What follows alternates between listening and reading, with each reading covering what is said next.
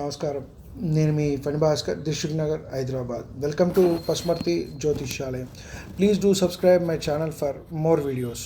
Video నచ్చినట్టయితే like చేయండి, మీ బంధుమిత్రులు శ్రేయోభిలాషులకి కూడా షేర్ చేయండి. ఈ వీడియోలో మనము పగడాల మాల గురించి తెలుసుకునే ప్రయత్నం చేద్దాం. పగడాలు ధరిస్తూ ఉంటారు కొంతమంది.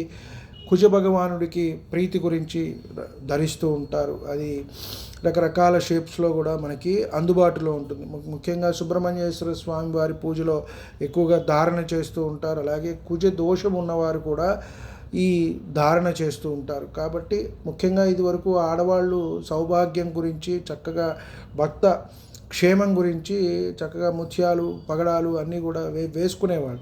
ఇప్పుడు అది కాలం చెల్లిపోయింది, ఎవరు ధరించట్లేదు, ఎక్కడో పాత తరం వాళ్ళు తప్పితే.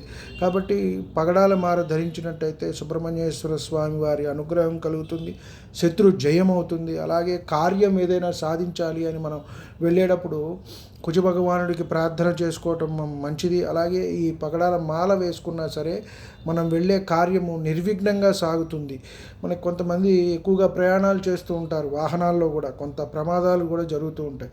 అలాంటి వాళ్ళు కూడా చక్కగా ఆ ధారణ చేసినట్టయితే వారికి మంచి జరుగుతుంది.